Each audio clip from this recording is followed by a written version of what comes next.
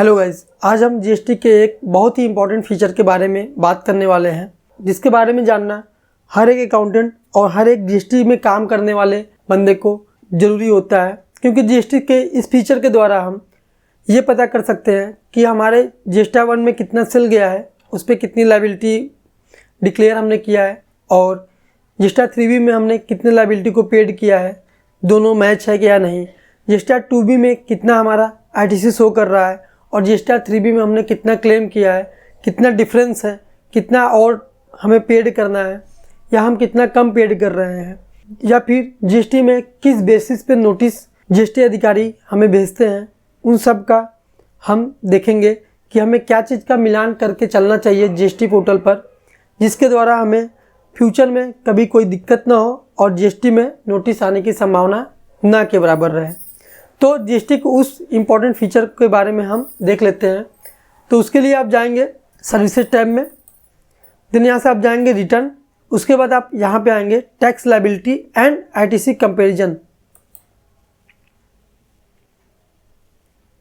Then यहाँ पे आप फाइनेंशियल ईयर को चूज़ करेंगे। यहाँ पे हम करंट फाइनेंशियल ईयर को ले लेते हैं, फाइनेंशियल ईयर 23-24। उसके बाद करेंगे सर्च।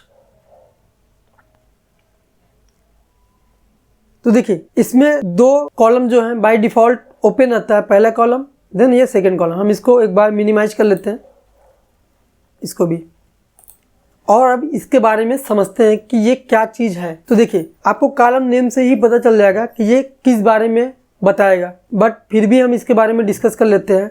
देखिए पहला कॉलम है difference in liability declared and paid. इसका मतलब क्या होगा कि हमने जीएसटी 1 के जरिए कितनी लायबिलिटी को डिक्लेयर किया और उसको जीएसटी 3B के थ्रू कितना लायबिलिटी पेड किया, कम तो नहीं पेड किया या ज़्यादा तो नहीं पेड किया, कितना शॉर्टफॉल कर रहा है, कितना एक्सेस दिखा रहा है, ये इसके द्वारा पता चलेगा। देन इसका नेक्स्ट है tax liability and ITC summary. ये बेसिकली क्या बताता है हमें कि हमारा टैक्स लायबिलिटी कितनी थी और हमने 3B के जरिए कितना आईटीसी को क्लेम किया हुआ है। कि इन्हीं दोनों कॉलम्स का बाइफरकेशन, ये 6 पॉइंट्स हैं, इन्हीं सभी का बाइफरकेशन इन 6 पॉइंट में किया गया है। तो हम इन सभी 6 पॉइंट को बारी बारी से देखेंगे और समझेंगे इन 6 पॉइंट के बारे में जानना क्यों ज़रूरी हो जाता है। अगर जिस भी प्रैक्टिशनर या अकाउंटेंट को इसे देखना आ गया, समझ लीजिए कि उसका जीएसटी का रिटर्न कभी भी गलत नहीं होगा। तो एक एक करके हम पहले समझ लेते हैं। हम पहले नंबर कॉलम पे आते हैं, difference in liability declared and paid. हम यहाँ प्लस वाले आइकन पे क्लिक करेंगे। अभी देखिए ये मेरा खुल गया है। अभी इसको हम और भी एक्सपेंड यहाँ से कर सकते हैं, बट इतना ही इनफ है, हम इतने से समझते हैं। तो यहाँ पे क्या लिखा हुआ है, tax liability as per GST 1 IFF, GST 2B, GST 2A and paid as per 3B। इसका मीन्स ये हुआ जीएसटी की लायबिलिटी हम जीएसटी 1 और IFF के जरिए ही करते हैं, और ये जीएसटी 2A और 2B क्यों दिखा रहा है। 2A और 2B के जरिए भी हम लायबिलिटी को पेड करते हैं। जैसे हमने कोई भी ऐसा गुड्स परचेज किया जिस पे रिवर्स चार्ज है और रिवर्स चार्ज एप्लीकेबल है, तो वो आपको जीएसटी 2B के थ्रू आपके जीएसटी 3B में ऑटोमेटिक पॉपुलेट होने लगेगा और उसका भी आपको टैक्स पेड करना पड़ता है। इसलिए यहाँ पे जीएसटी 2B और जीएसटी 2A लिखा हुआ है। And paid as per GST 3B। जितनी भी लायबिलिटी जीएसटी 1 के थ्रू डिक्लेयर की जाती है उसका पेमेंट हम जीएसटी 3B के थ्रू करते हैं। अब नीचे समझते हैं हम क्या है। देखिए यहाँ पे लिखा है liability as per GST 1 IFF, GST 2B and GST 2A। तो इसका मतलब ये हुआ कि जीएसटी 1 में हमने जितना भी सेल डिक्लेयर किया है उसका हम पेमेंट जीएसटी 3B के जरिए करेंगे, यानी कि liability paid as per GST 3B। देखिए जीएसटी 1 के थ्रू हमने इतना लायबिलिटी डिक्लेयर किया, बट जीएसटी 3B के जरिए हमने ज़्यादा लायबिलिटी को पेड किया और इतने का डिफरेंस है।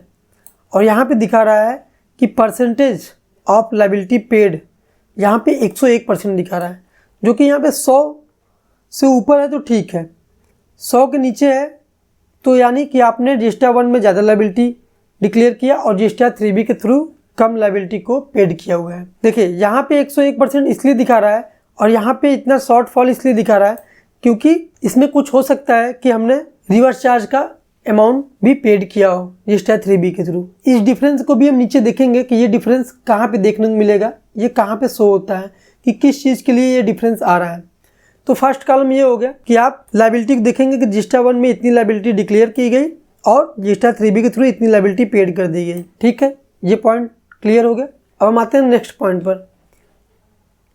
नेक्स्ट पॉइंट है मेरा tax liability and ITC summary. इसमें हम देखते हैं, देखिए यहाँ पे लिखा हुआ है tax liability as per GST 1 IFF and as per GST 3B। And then यहाँ पे लिखा है ITC claimed in GST 3B exclude ITC reverse and accrued as per GST 2B। अब देखिए इस कॉलम में का कहने का मतलब क्या है। देखिए यहाँ पे दिखा रहा है कि आपने अपने रिटर्न में कौन सी लायबिलिटी डिक्लेयर की और जीएसटी 3B के थ्रू कितना पेमेंट कर दिया। ठीक है, अब यहाँ पे दिखा रहा है कि जीएसटी 3B में इतनी आपने आईटीसी क्लेम की है और आपके जीएसटी 2B में इतना आईटीसी शो हो रहा था। तो मेरा दोनों एग्जैक्ट बराबर है, क्योंकि हम अपनी आईटीसी को जीएसटी के नए रूल जीएसटी 2B के थ्रू आईटीसी को क्लेम करते हैं, तो इसलिए मेरा दोनों एग्जैक्ट मैच कर रहा है। और जो भी बिल नहीं शो करती है तो उसकी आईटीसी को हम नेक्स्ट मंथ में या जब भी बिल शो होती है तब क्लेम करते हैं, इसलिए मेरा एग्जैक्ट ये मैच कर रहा है। और आपका भी ये मैच होना ही चाहिए। अगर आप जीएसटी 2B से ज़्यादा आईटीसी को क्लेम कर लेते हैं तो आपको जीएसटी डिपार्टमेंट की तरफ से नोटिस का सामना करना पड़ सकता है। तो ये पॉइंट क्लियर हो गया कि आप यहाँ पे ये शो हो रहा है कि आपने जीएसटी 3B के थ्रू कितना आईटीसी क्लेम किया है, और यहाँ पे ये बता रहा है जीएसटी 2B में कितना आईटीसी शो हो रहा था और आपने कितना क्लेम किया है जीएसटी 3B में। अब हम आते हैं अब इसके सब पॉइंट के बारे में, जो 6 पॉइंट यहाँ पे नीचे दिखाई दे रहे हैं। इन 6 पॉइंट के बारे में हम डिस्कस करेंगे। ये 6 पॉइंट उन्हीं 2 पॉइंट्स के सब बाइफरकेशन है। देखिए फर्स्ट नंबर पॉइंट क्या बता रहा है, tax liability other than export और रिवर्स चार्ज। इसका मतलब ये हुआ कि टैक्स लायबिलिटी जिसमें एक्सपोर्ट और रिवर्स चार्ज का केस ना हो, यानी कि एक्सपोर्ट और रिवर्स चार्ज के अलावा जो टैक्स की लायबिलिटी होगी वो इसमें शो करेगा। तो हम यहाँ से प्लस करेंगे, देखेंगे। देखिए कह रहा है tax liability declare in GST 3B as per table 3.1A। तो हमने जीएसटी 3B में जो टैक्स की लायबिलिटी को CGST और SGST में बांटा है उसी को दिखा रहा है। और ये कह रहा है कि जीएसटी 1 में आपने टैक्स लायबिलिटी को इतना डिक्लेयर किया, ये 3B में जो हमने पेमेंट किया वो है, और ये जीएसटी 1 के थ्रू हमने टैक्स लायबिलिटी को जनरेट कराया वो है। तो मेरा दोनों एग्जैक्ट मैच है, तो इससे भी कोई इशू नहीं होने वाला है। देखिए अभी हमने यहाँ पे फरवरी में यहाँ पे कुछ नहीं दिखा रहा है, उसका रीज़न ये है कि हमने जीएसटी 1 फरवरी का भेज दिया है, यानी कि टैक्स लायबिलिटी को डिक्लेयर कर दिया है, बट अभी जीएसटी 3B को हमने नहीं फाइल किया है। इसका मतलब ये हुआ कि हमने टैक्स का पेमेंट अभी नहीं किया है। देखिए सेकेंड नंबर पॉइंट है tax liability due to reverse charge. इसका कहने का क्या मतलब है, इसका मतलब यह हुआ कि ऐसी टैक्स लायबिलिटी जो रिवर्स चार्ज के द्वारा क्रिएट की गई हो। तो हम इसके अंदर आके देखते हैं एक बार। देखिए tax liability declare in GST 3B, ये हमने वॉलंटरी बेसिस पे यानी कि सेल्फ डिक्लेयर किया हुआ है इतने टैक्स लायबिलिटी को, कि हमारा जो भी गुड्स आया हुआ था वह गुड्स RCM बेसिस पे था, यानी कि रिवर्स चार्ज बेसिस पे हमने जो भी गुड्स परचेज किया उसके भाड़े पे हमें जो रिवर्स चार्ज पेड करना था वो अमाउंट को हमने सेल्फ डिक्लेयर किया और उसका पेमेंट किया है जीएसटी 3B में। तो ये हो गया कि tax liability second number column में ये दिखाएगा कि ऐसी टैक्स लायबिलिटी जो रिवर्स चार्ज के द्वारा पेड की गई हो जीएसटी 3B में। फिर हम आते हैं थर्ड नंबर कॉलम। ठीक है, थर्ड नंबर कॉलम क्या है, tax liability due to export and SEZ supplies. इसका मतलब ये हो गया कि ऐसी टैक्स लायबिलिटी जो एक्सपोर्ट के केस में या एसीजेड के केस में बनेगी। तो हम इसके अंदर भी जाके देख लेते हैं। देखिए हमारा ऐसा कोई केस नहीं है, हमारा एक्सपोर्ट का काम नहीं है, ना ही एसीजेड सप्लाईज हम करते हैं, तो इसमें मेरा सब 0-0 दिखा रहा है। अब इसके बाद 4 नंबर कॉलम बहुत इंपॉर्टेंट कॉलम है। 4 नंबर कॉलम क्या है, input tax credit claimed and due to other than import of goods, यानी कि इम्पोर्ट ऑफ गुड्स को छोड़ के जो टैक्स क्रेडिट हमारा शो होगा और जितना शो है उससे ज़्यादा क्लेम किया है या उससे कम क्लेम किया है या कितना शो हो रहा है, उस चीज़ को जानने के लिए आप 4 नंबर कॉलम में आएंगे। मोस्टली ये कॉलम आपको देखना ही देखना चाहिए। मैं एक बार इसके अंदर जाके पहले दिखाता हूँ आपको। देखिए हर एक अकाउंटेंट को इसे हमेशा मिला के ही चलना है। देखिए क्या लिखा हुआ है, ITC claimed in GST 3B excluding ITC reversal.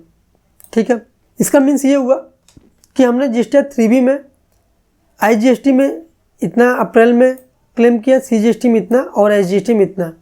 अब देखिए ये क्या है, ITC auto drafted in GST 2B during the month, यानी कि आईटीसी जो जीएसटी 2B के द्वारा ऑटो जनरेट हुआ है यानी कि ऑटो पॉपुलेट होता है जो GST 2B के द्वारा ITC, वो कितना ऑटो पॉपुलेट हुआ है। तो हमारा सेम इतना ही पॉपुलेट हुआ है और हमने सेम उतना ही क्लेम किया हुआ है तीनों कॉलम में, CGST, AGST और IGST में। यानी कि हमारा 2B और GST 3B दोनों आपस में एकदम मैच है ITC के केस में। अब हम आते हैं इसके नेक्स्ट वाले कॉलम में।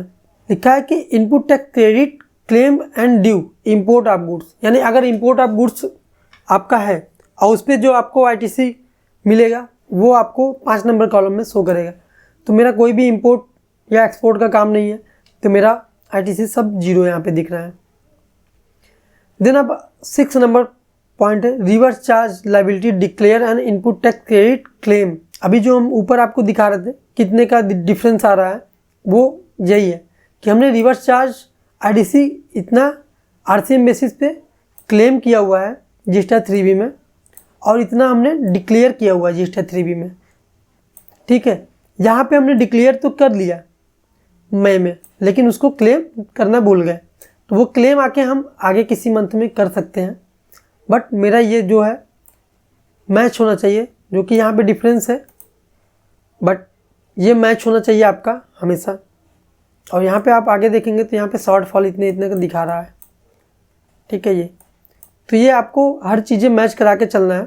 ठीक है, देन ये हो गए ITC कंपेरेटिव चार्ट के 6 के 6 कॉलम, और इसको देखना हर एक अकाउंटेंट के लिए बहुत ही कंपलसरी है। आप सभी से ये निवेदन है कि आप GST 3B को फाइल करने से पहले एक बार इससे मिलान जरूर कर लें कि GST 2B में आपके कितनी ITC शो हो रही है और आप GST 3B में कितना क्लेम कर रहे हैं, या आपने पहले कितना क्लेम कर लिया है, आपका कितना अभी तक शो कर रहा है। क्योंकि इसी के बेस पे आपको अधिकारी ये 4 नंबर कॉलम को उठाएंगे और इसी के बेस पे दिखाएंगे कि आपका GST 2B में इतना अमाउंट शो हो रहा है और आपने GST 3B में इतना क्लेम कर लिया है। आपको नोटिस इसी के बेस पे वो भेज देंगे। Thank you for watching.